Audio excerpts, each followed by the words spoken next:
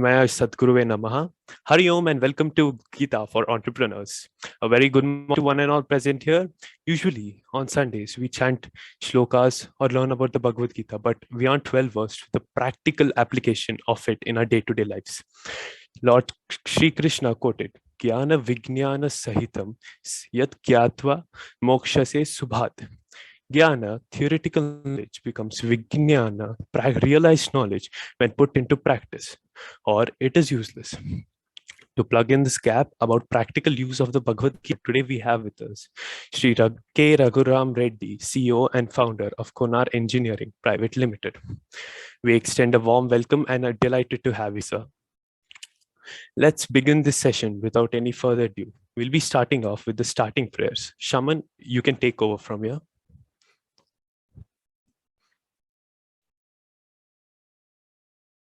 Shaman, are you there?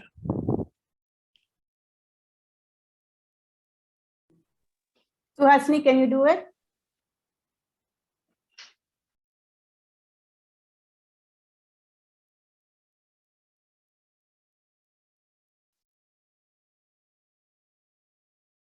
Om Sahana Vavatu Sahanau Bhunaktu Sahaviryam Karavavahai Tejasvinavaditamastu ma vidvishavahai. Om Shanti Shanti Shanti.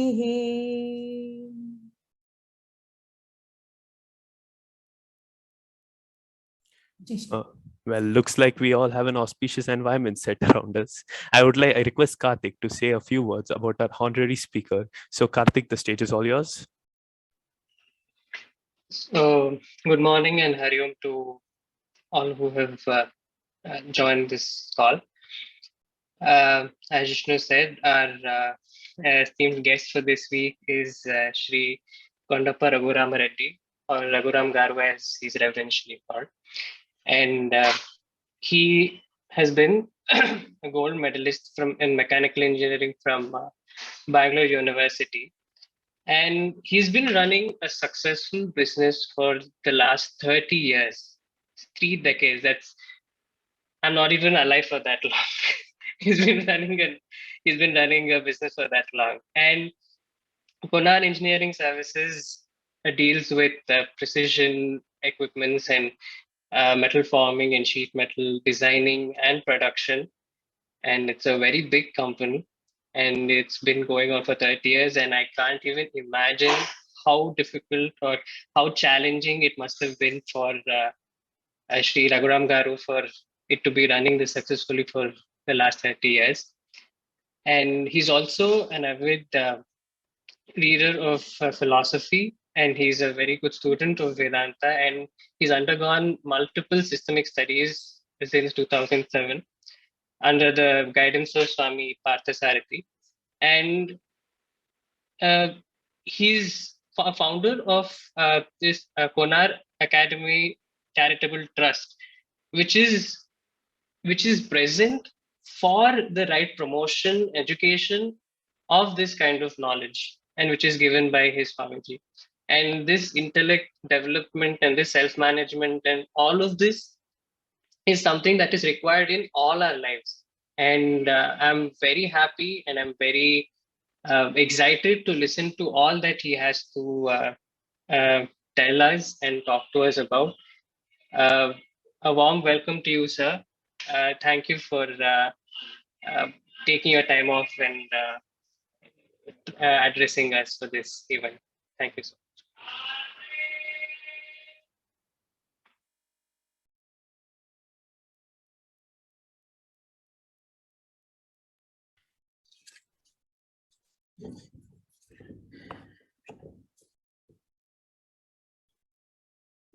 Good morning to you all, young friends. Thank you for the kind words. The topic chosen today is Gita for entrepreneurs. Anupamaji has given me this topic. we have an hour's time to deliberate on this subject.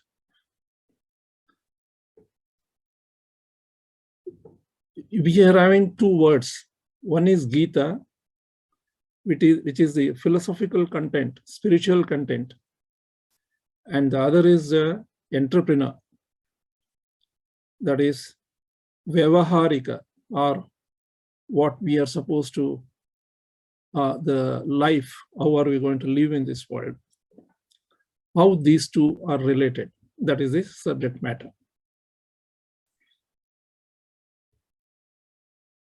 In this subject, who can be much more inspiring than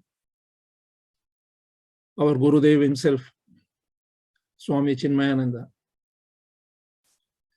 Most of you may be knowing his life history, or some of you must have watched the movie made on the life of Swami Chinmayananda, The Quest. That is the name of the movie. In any case, in my opinion, after having spent several decades in the business activity, I find Chinmayananda is the role model for an entrepreneur. He has done the remarkable achievements in one lifetime. I think that is something which can be a guideline for us. We can draw from the inspiration from his teachings and his life. As you all know, Gurudev was born in Kerala, studied in North India, Lucknow, UP, and he was a journalist in Delhi. And he wanted to expose the sadhus and saints. And he reached Rishikesh to meet Swami Shivananda. The idea was, at the time, see, the quest for truth is something which can take a person, an atheist, to the highest level of spiritual evolvement. You see, he went there thinking that all these sadhus are wasting their time. In fact, they are parasites. They are living on the society's resources. So when he went and met Shivananji, and over a little period of time itself, he could make out, because he is a great learner. He was a very, very sharp intellect person. So he went there to expose the sadhus. He himself got exposed. So the quest for the truth, what he was looking for, he was earlier looking for the truth of how to live in this world. That's how he fought the freedom struggle war. And when he reached the Himalayas, his quest was beyond all this world. What is beyond this world? Such was his intensity for the quest, for the truth. Nothing can shake his determination. Now, why I'm telling all this, you are all young entrepreneurs, you wanted to become entrepreneurs, or maybe some of you are already entrepreneurs. One of the first topmost quality required for an entrepreneur is determination to achieve something higher. Here, I just want to go back to the definition of entrepreneurship. See, the dictionary says anybody with a desire to establish a venture, to make profit. This is the words. I was really little disappointed with that definition.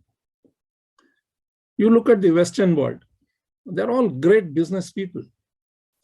They have achieved greatest things, comforts, the prosperity. and they are on the top of the world as the big brother, like America. But look at the people there. Are they happy? By their own admission, Americans are not happy. 70 to 75% divorces. No two people can stay together. No two people can trust each other. 80% around are regular psycho treatment people. Is this the kind of life we want to lead by orienting ourselves in achieving money as the profit as the goal of business? I don't think, I would not subscribe to that. I would better be without money rather than losing my peace of mind. So this is what our great scriptures guide us. You can be dynamic, very active, very dexterous. Recording stopped. And also, you can be more peaceful, equanimous. So this is what we are going to just ponder over in this next an hour or so. So the first quality we defined entrepreneur should look at is to achieve something higher, not money. Recording in progress. Money is a must. Profit is a must to survive. But the profit should be a byproduct. The peace and prosperity of the society and myself is important. That should be the aim of an entrepreneur. In fact, the word yajna, sacrifice, the meaning of that itself is every activity is an yajna, a sacrifice. Means you do something for others, not for yourself. That should be the approach. And you all should not worry, what will happen to me if I start doing to others? You will get much more than what is otherwise if you go with a selfish motive. You will be more peaceful. You will be definitely taken care. You can see the great lives of great people. All this has been achieved. Since the time is limited, we will move on. So the first quality, please remember, determination to achieve something higher, not profit alone. And profit is a byproduct. Shivanandaji was a great master. He himself was a doctor, professional doctor. He had a dispensary in Rishikesh, in addition to the spiritual teachings. He, looking at the intensity of Swami Chinmayananda, he gave him sannyasa, diksha. And after imparting the fundamentals of our spiritual teaching, he felt there is a great soul. Probably you could have retained him in Shivananda ashram to make us his successor, because Swamiji Gurudev was very young, but he saw something bigger to be achieved in him. He sent him to Uttarakashi, to Tapovan Maharaj, for learning the Upanishads and the other higher scriptural texts. So now it is interesting to see how Tapovanji, all these great masters, how they deal with the disciples. So Chinmayanji trekked for 7 days to reach Uttarakashi. And when he went there, Tapovanji asked him, rather Chinmayanji tells him that I have been sent by Shivananji. Tapovanji asked him, have you got a letter from him? He says, no. He says, go and get a letter. Walk down again, back to Rishikesh. And he was a little upset. Why this Shivananji has not given me a letter? So he asked Shivananji, why you didn't give me a letter? So Shivananji says, don't get upset. The masters have their own way of testing. So go back. He sends with a letter. When he goes there, he says, Chinmayananda says, I got a letter. Tapovanji even doesn't look at the letter. He says, look, you want to learn Upanishads? You want to learn the highest teachings? Chinmayananda eagerly says, yes. Then he says, I have conditions. Condition number 1, I'll teach you only once. Condition number 2, no notes taking. Condition number 3, whenever I ask you, you must repeat what I have taught you. 4, if you don't answer, you are out. How many of us are going to be qualified? See the expectation of the Guru, not that he didn't like Chinmayananda. This is the way the masters check the quality of a disciple. Probably we will fail in the first condition itself. So, an entrepreneur, what can learn from this is an entrepreneur cannot take a business life easily. It is not a cakewalk.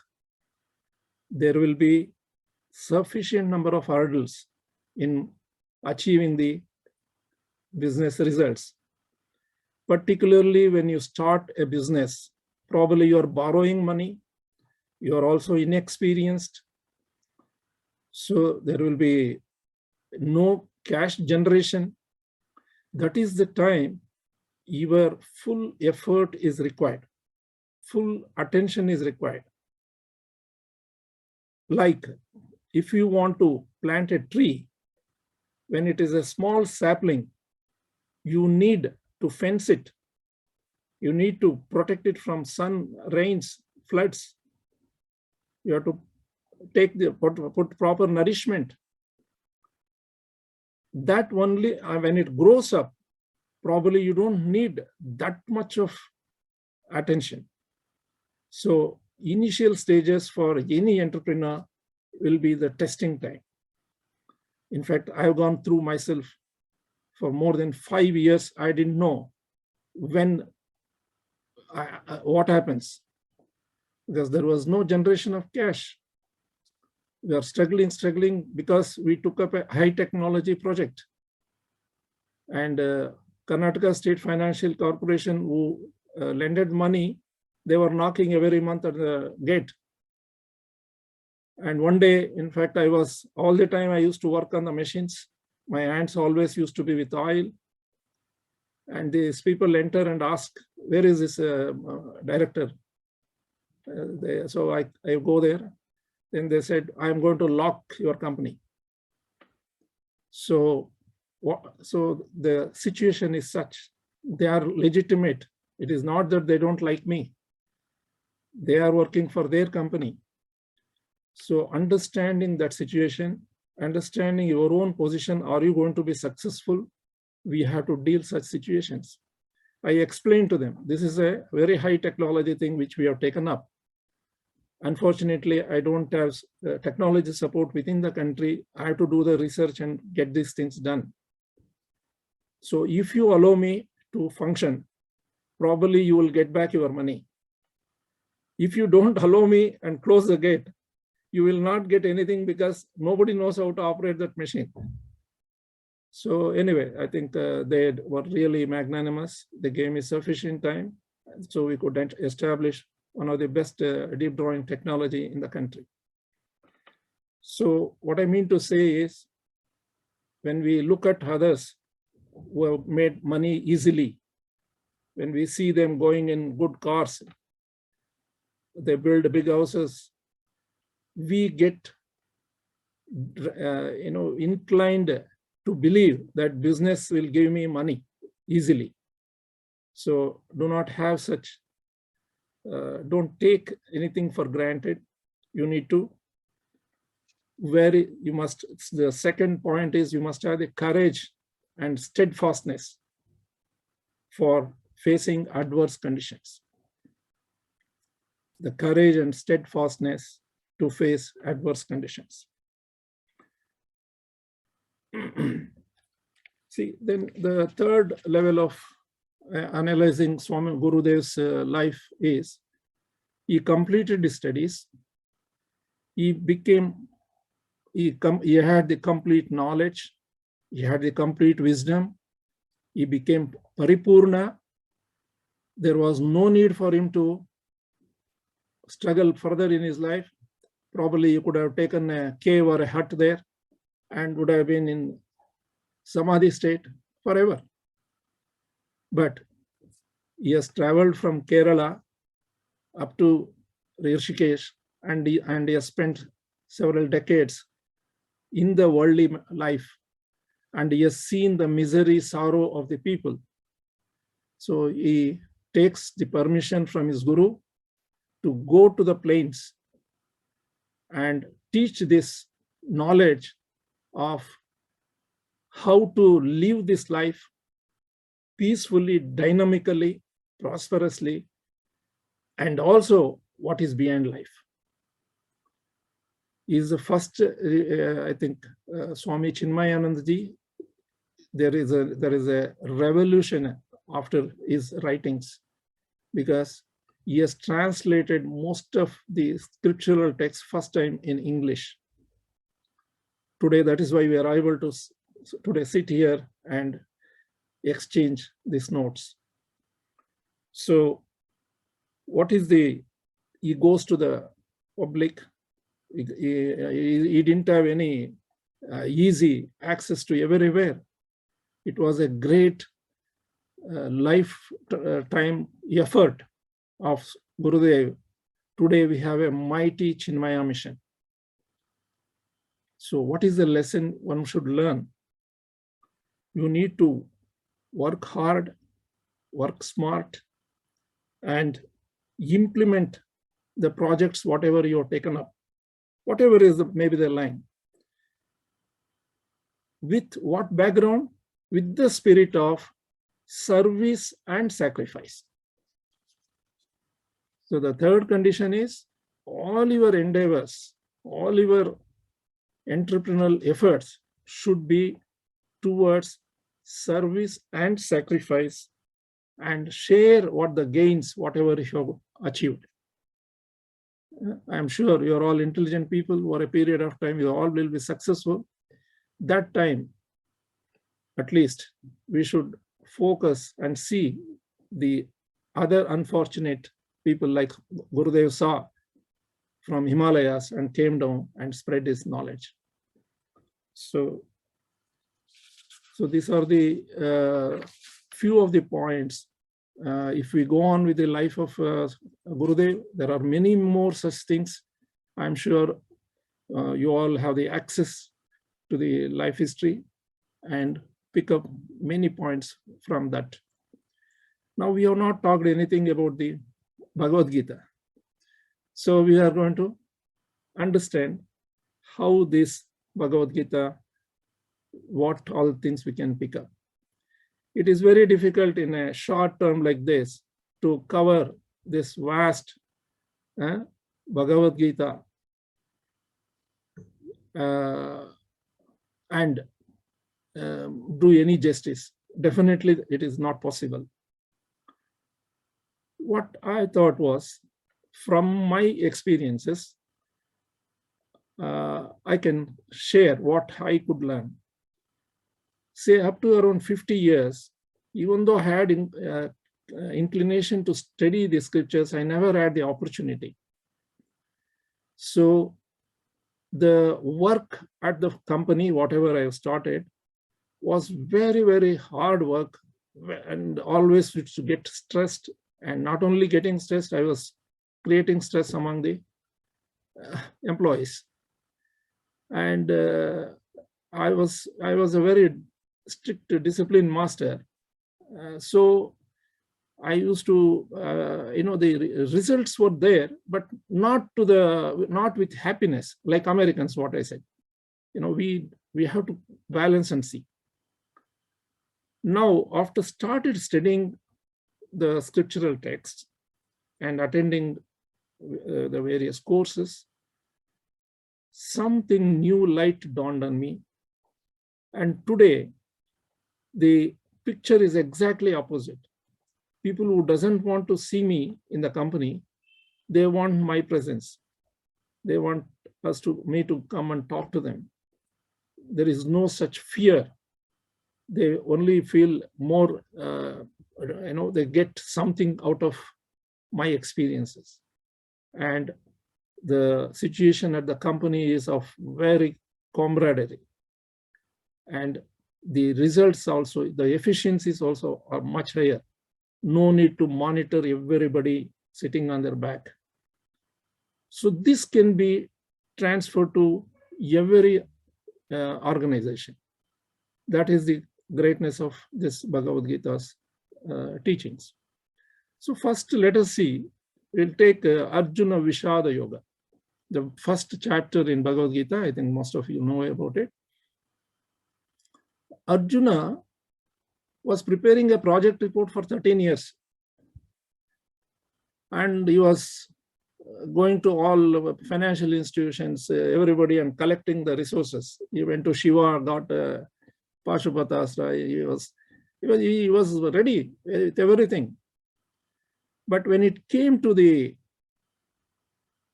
right now, I have to fight. That is the starting point of the project. At that time, his emotions took over. And once the emotions takes over a human being, it clouds the thinking. I think I would like to dwell a little here. I think you all must have seen Gurudev's videos. Wherever he was teaching, there used to be a chart and one stick.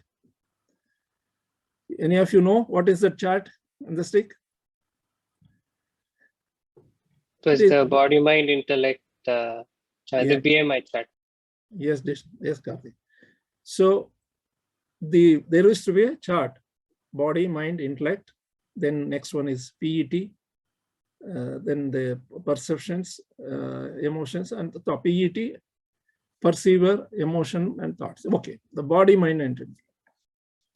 See, even though it is a repetition for many of you, I would like to dwell on this. Human being is made up of matter and consciousness. I am here is made up of the 5 elements, plus there is something called consciousness, which we are unaware of. In view of the presence of this consciousness, there is the life, what you are seeing as life. The body is made up of Jnanendriyas and Karmendriyas, because of which we are able to perceive this world. And because of this Jnanendriyas, Karmendriyas housed in a shell like this, we are a physical personality. The next element is mind. Body is gross material, mind and intellect is subtle material. So the mind is the one which we can define in few points. One is the storehouse of memories. It is a storehouse of emotions. It is the one which creates desires. I don't have this, I want this. Creates a desire for what I don't have. It develops the attachment for whatever you have. You don't have a wife, get a wife. After getting wife, you get attached to her. And the mind can operate within the memory. Mind is the one which generates impulses. If anytime you're acting impulsively, that means you must think it is the mind. So because of the mind, we are an emotional personality. Then you move to intellect. Intellect has got 2 types. One is a gross intellect, the other one is a subtle intellect. The gross intellect deals with the world. All the greatest scientists, greatest leaders, the economists, we are all dealing with the world. So we are all intellectual personality to that extent. The subtle intellect is that which questions what is the reality behind this world? Who is behind this universe? Who am I? From where did I land here and where I am going? If anybody has got that question, that means your subtle intellect is opened. And that can be pursued only by contemplation. You may have a lot of knowledge of the scriptures, but you have to contemplate internally to arrive at your own truth. You cannot buy that truth. Therefore, such a person is called a spiritual personality. So there are 4 kinds of personalities. Each one of us are made up of physical, emotional, intellectual, and spiritual. So why did we go into this? We wanted to check what was Arjuna's condition. Arjuna was an intellectual character. He was pursuing very determinedly his goal. But at that moment, he became emotional. It clouds the intellect and he was confused. And at that time, what anybody should do, he has done. He has surrendered to the Lord and said, I don't know what to do. I am totally confused. Please guide me. When he surrendered, Lord Krishna spoke. And thank God he spoke, because that we have this Bhagavad-Gita for all of us. So what do we learn from this? Even though you are a greatest entrepreneur, you are the best of the person, to the areas of ignorance, you must surrender. You may have a group of people and certain things I don't know. You must engage the other person, value the other person's opinions. If you don't have the technology, you must get it from somewhere else. If you can do research and get it, fine. But if you don't have, you must get it somewhere else. It is like you are a mechanical engineer, but you don't know medicine. So when you are sick, you surrender to a doctor, qualified doctor. So that is how we have to look at this teaching. So when you surrender, you have a chance of getting away from the problem. Now, considering the time constraints, I would be focusing on few of the things probably that would be beneficial. It was beneficial to me. I would like to share that. We said body, mind, intellect, and what is the importance of intellect here? I'll give you 5 levels. I already told you 4 personalities. So we will just touch to clarity. I am sure most of you are intellectually very strong. So I don't need to explain too much. The lowest level we must consider as a material level. Whatever wealth, whatever resources material wise is there, that is the one level. To handle the wealth, you need intellect. To enjoy the wealth, you need intellect. You may be seeing many very rich people in miserable condition. I'm sure all of you must have seen that kind of people. Why? They have wealth. They managed the earning of the wealth, but they don't know how to handle the wealth. The children probably are spoiled, or they don't know what to do. They go to clubs, drink, eat, and they don't know beyond that. So to handle wealth, you need intellect. See, one of the quotes by one of the philosophers is, where wealth accumulates, men decay. It doesn't mean all wealthy people decay. The people with intellect, they know how to handle the wealth. They were not going to get decayed. Then coming to the next level. What is the next level? Physical level, body level. You know what is the right inputs for you. You know what is the right food I should take. What I should avoid. What exercise I should do, what I should not laze out. But are we practicing? To practice what you know as knowledge also needs intellect. To maintain good health, you need intellect. Coming to emotions, we all know the emotions. There are positive emotions, love, kindness, charity, all these things come under compassion. And the other side, negative emotions, you know all of you, kama, krodha, lobha, moha, mada, mascharya. How do we handle our emotions? Will be unwantedly, we'll become too compassionate, or without our knowing, we are angry, we are jealous, we hate, dvesha. How do we handle this? Is it justified? Any of the negative emotions, is it justified? Many of us say, because that fellow did, I got angry. We must clearly know, the moment I get angry, nobody should be blamed. I alone should be blamed. I am responsible for my anger. And you need a powerful intellect to handle these emotions. One of the Swamijis has given a beautiful exercise, how to control anger. He was asked how to handle Swamiji control. I'm unable to control. I know it is wrong. So he gives exercise. He says, anytime you get angry, one is karma. Go to a temple which is at least 2 kilometers away from your house. Don't go to next down. You walk. You have to walk. Then he says, you give some dana to somebody, 100 rupees. Every time you get angry, go to a temple, give some dana to somebody, and do some japa 108 times. So every time if you start doing this, you will not get angry. This is what he has given advice.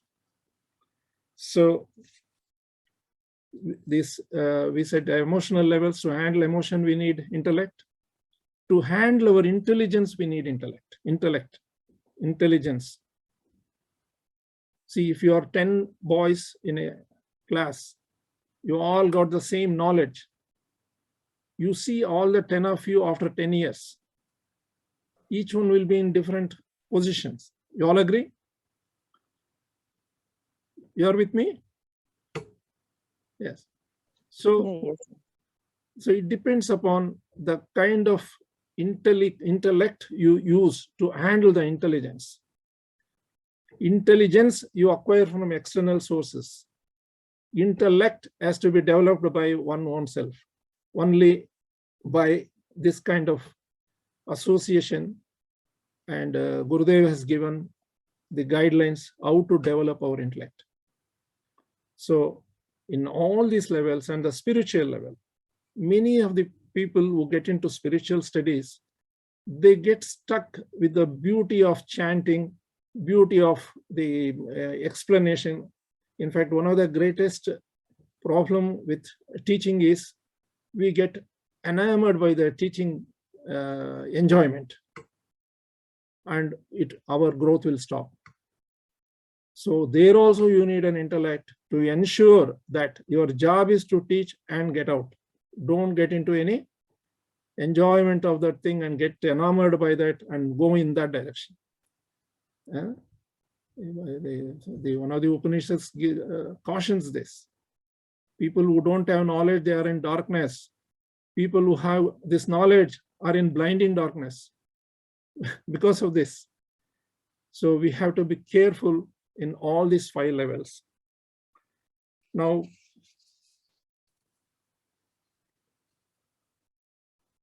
moving to the next thing, Bhagavad-Gita, what we have in Bhagavad-Gita. You see, if you go into chapters 2, 3, 4, and 5, that is Sankhya Yoga, Karma Yoga, Jnana Karma Sannyasa Yoga, and Karma Sannyasa Yoga. So many chapters are dwelling on what is karma, how to do karma yoga, what is karma yoga, how to handle our actions, because action is insignia of life. If there is no action, there is no life. So how to do this action?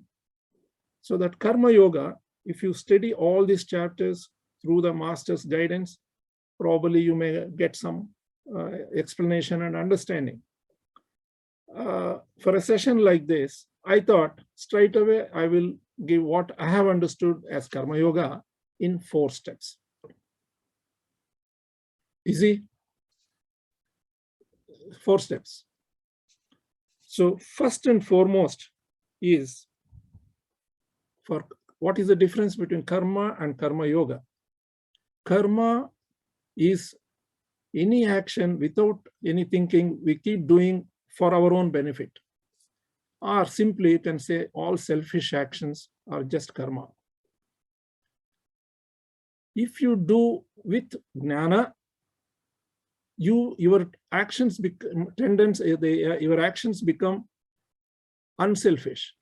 They tend towards not me, others. So that makes the direction towards the karma yoga. So the first step in karma yoga is to know what is my duty and what is not my duty.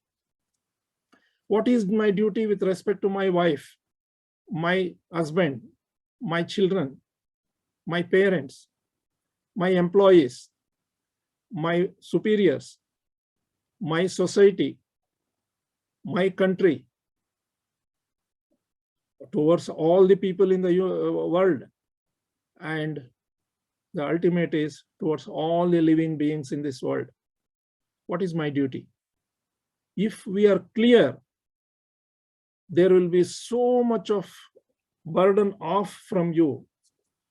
Today, we are carrying too many duties, which really, when you analyze, are not your duties. We unnecessarily interfere with the wife, husband, children, everybody. Some galata going on in the road, you go and entangle them. So you have to really see with friends also, what kind of friends you should entertain, what kind of association you should make. So this is very, very important for an entrepreneur to ensure he is focused onto his activities. So the first and foremost is to know what is my duty, what is not my duty. Number 2, do your duty, whether you like it or not, with full skillfulness.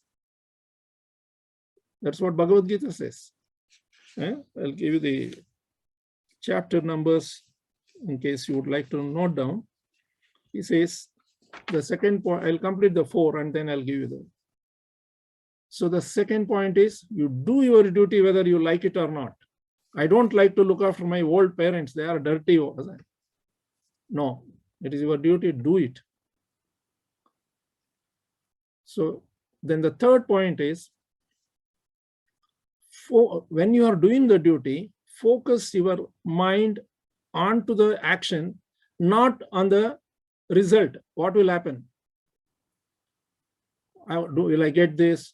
What will happen if I don't get this? If I don't pass, what will happen? If I fail, what will happen? All kinds of unnecessary worries. We should not bring it when you are doing, when you are writing exam, you should not think how much marks I am getting.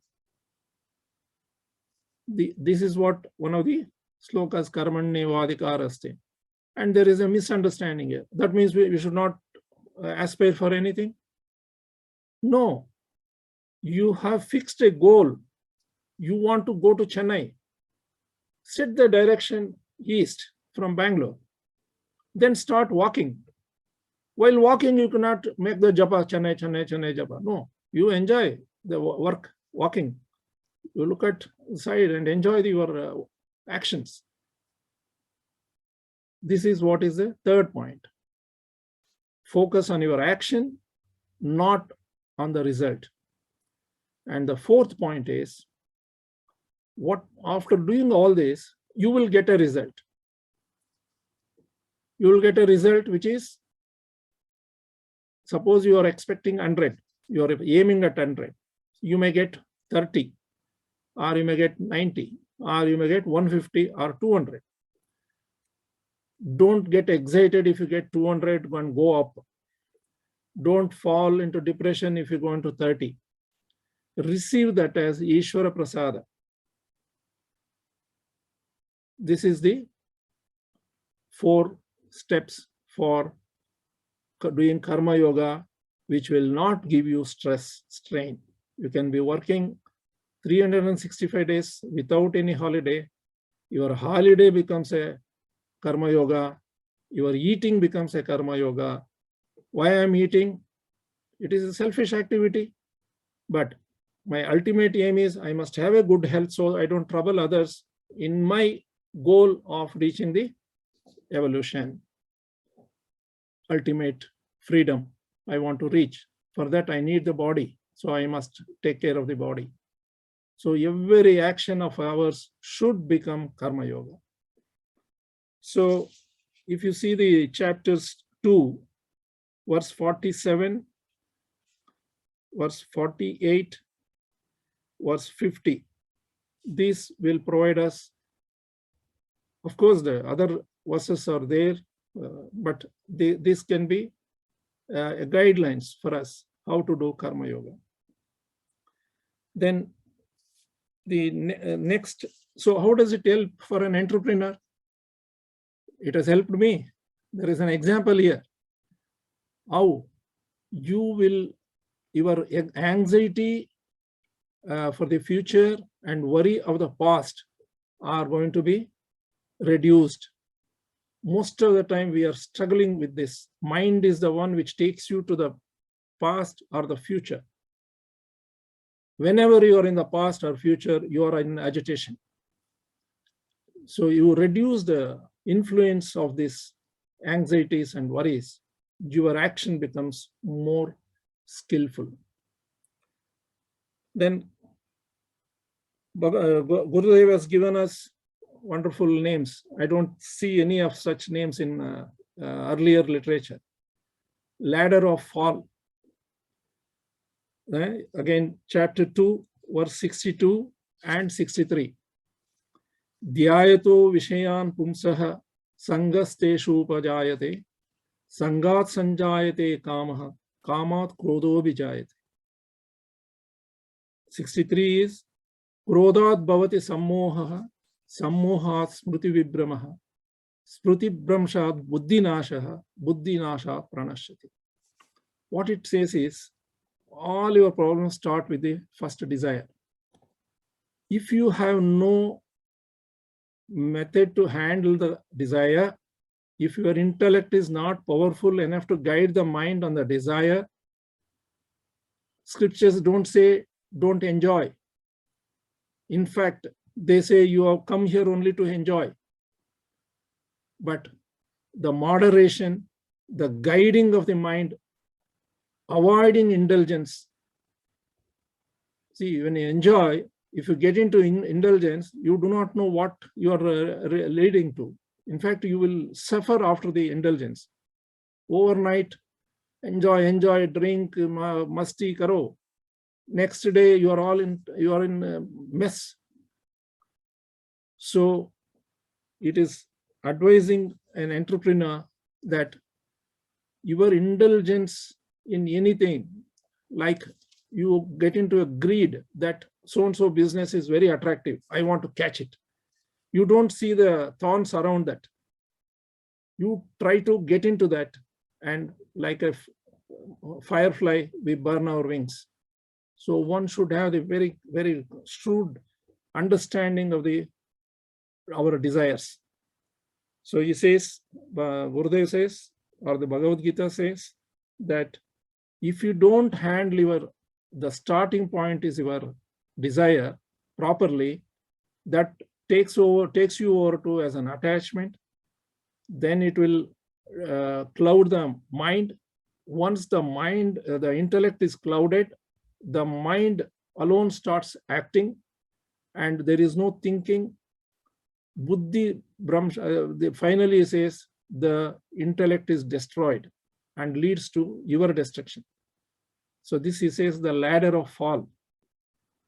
And Gurudev also gives what is the ladder of rise. That is in another text called Bhajagovindam, where it says, Satsangatve Nissangatvam, Nissangatve Nirmohatvam, Nirmohatve Nishchalatatvam, Nishchalatatve Jivan Mukti. You get hold of a satsanga. Definition of satsanga, simple, for easy to remember. Any association with a wise person is satsanga. Anybody you find a wise man, don't leave him. Catch him. You will be taken to the higher levels. So this is what the chapter 2 says. Then we move on to, there is a word called Swadharma and Paradharma. Bhagavad-Gita says, you stay in your Swadharma. What is this Swadharma? For an entrepreneur, I'm only talking from the worldly angle. I'm not going to the spiritual aspect in this talk. Swadharma is what is my own nature. What kind of a project I must select? On what basis you select? So you must see your own swabhava, means your own physical condition, emotional condition, intellectual condition. Am I temperamental?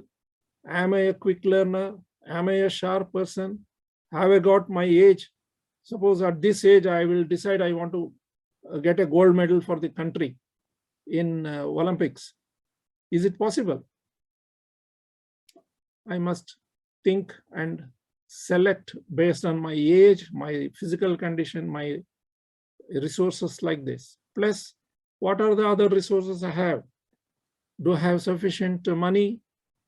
How much I should be able to take a loan? It is advised not to take loans. If you are able to manage within all these parameters, you will get a project, you will complete a project which is without mental tension, no stress, strain. The moment, say, when we took the loan, it was a couple of crores. Every day evening, I was not getting sleep. I used to come home at 9 o'clock. There is no production, no sale. Come back here, I calculate the interest. Every day I have to pay 8,000 rupees. 8,000 rupees every day I have to pay only the interest. How you will get sleep? So what I have gone through, please don't go through. Manage within your resources. So what is Swadharma is, what is my own nature, my own resources. I should not get into unnecessary Paradharma. Paradharma is, see, most of you youngsters, when I ask why you are doing, you selected a particular project, I ask why. It is my passion. I want to do that. Please understand, passion is a word from the mind. Anytime you act according to the mind, it is going to be detrimental. It is not deliberated by the intellect. Any thought and action going by the deliberation of the intellect, you are safe. So passion is how I see somebody else and get enamored, and I want to do that project. There is no analysis. So you get into, if you're a, for example, I know one of the colleges here, engineering colleges, most of the students come from some other state. Most of them have come to join engineering because their parents have sent or their in-laws have sent. They have no interest here. So what happens to such people? Suppose that engineers are going to build a bridge inside Bangalore. What will happen to that bridge?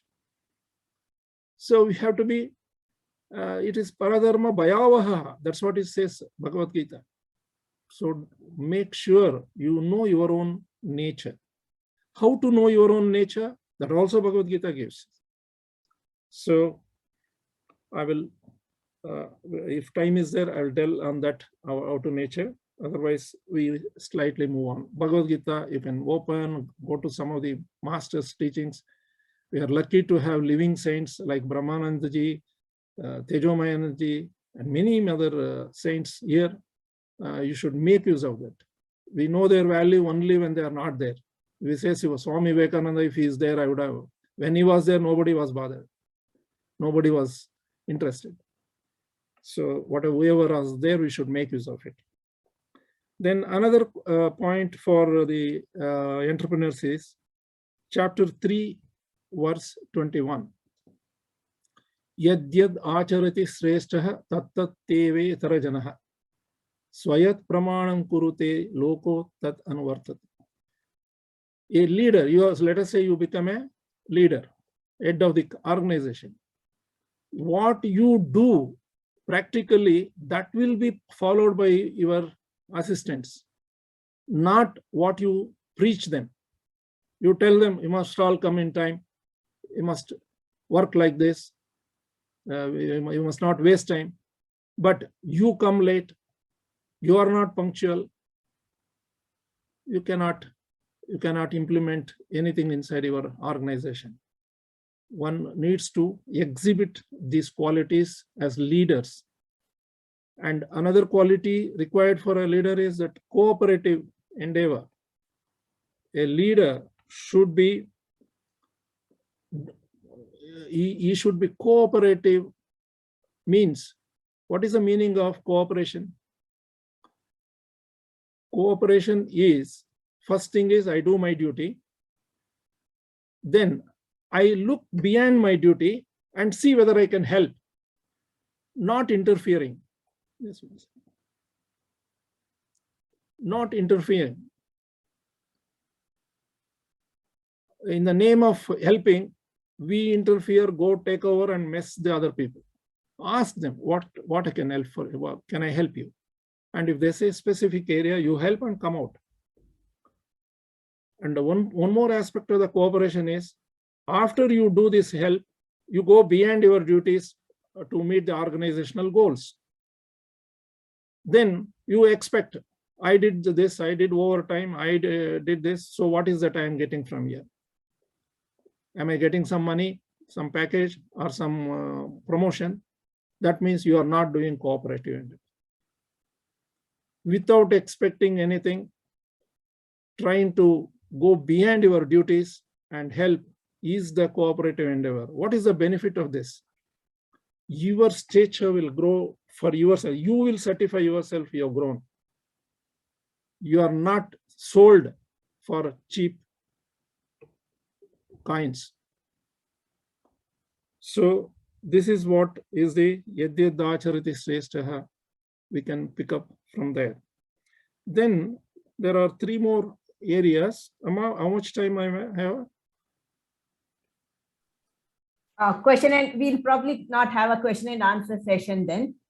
Questions that we get, we will send it across to you, Raghuram Garu, if that's okay. We'll see, you can talk, you can probably finish talking. We will take the questions and we'll send it. Okay. So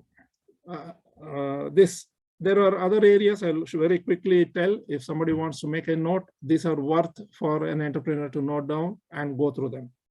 One is, there are 35 qualities of a devotee given in chapter 12, verse 13 to 20. In fact, a few of the qualities which are relevant to an entrepreneur is, he should have the compassion. Then he says, that is Maitri Karuna, he says. Then Sama Sukha Dukkha. You should have that capacity to see through any kind of ups and downs in the business. Business means not only profit. You will have loss, you will lose orders, you will go into bankruptcy. You may get huge profit. You may get very good orders. Both the times you should have the capacity to manage your mind calmly. Don't get excited or don't go into depression. Such a quality is required, that's what he says. And very important point I wanted to tell was, a devotee is a daksha. An entrepreneur is a daksha. Daksha, I think you all understand the Sanskrit word. A devotee is not a dumb fellow, meek fellow, soft fellow. He is a very capable fellow, alert. He is an expert. So he is not, he is quite smart to understand the situation and act accordingly. So like this, there are, and another quality of the devotee, which may be very relevant for us, is he who do not agitate the world. See, wherever I go, start agitating the people. That should not happen. And he will not get agitated by the world. So many things happen in the world. Whatever is happening, it is going to happen like that. There is certain things happening in Ukraine, certain things happening in Kashmir, certain things in our own Karnataka. They all happen. Have you got a control over them? If not, don't get agitated. Just see them, assess them, and just leave it. And there is there are 20 qualities of a gnani given in chapter 13, verse 8 to 12. Then there are 26 divine qualities, Daivasura Sampat Vibhaga Yoga, that is in the chapter 16. 26 divine qualities in verse 1 to 3 of chapter 16. And 6 demonic qualities of chapter 16, verse 4. Then one of the greatest contributions of our scriptures to the world philosophy is Sattva, Rajas, and Tamas. No other literature provides this kind of classification to dissect ourselves and see. There are 2.5 chapters in Bhagavad-Gita which exclusively study this Sattva, Rajas, Tamas. If any of you are interested in knowing that nature, what is my nature, how I should decide my nature, you must study that. You can create your own personality chart. Sattva, Raja, am I Sattva in Yagna, Ahara, Tapa, Dana? And again, further it goes on knowledge, on your capacity to steadfastness. When there is adversity, how are you going to manage? All these are dealt in this Gunatraya Vibhaga in the last, the 17, 18, and 14 chapter.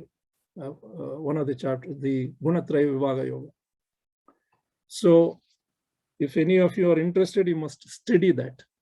I would not say any of you are interested, I would recommend, because that is what we should know, who I am.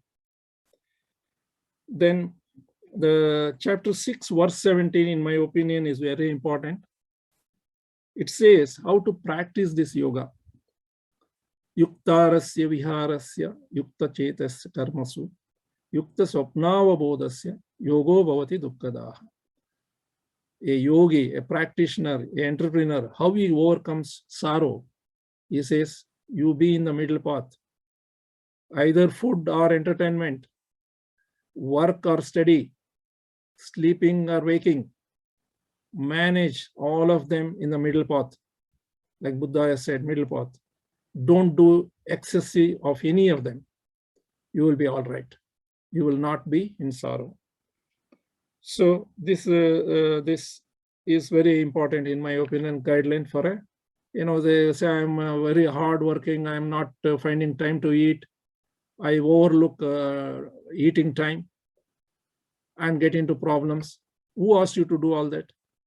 Because we don't have an intellect, we do that.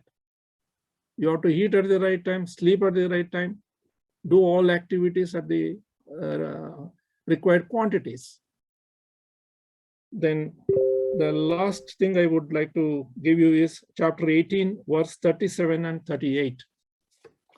I will tell you what exactly it says. It says, anything you find like nectar in the beginning, any action you find like nectar in the beginning, it will end up as poison at the end. Anything which is looking like poisonous in the beginning will end as nectar at the end.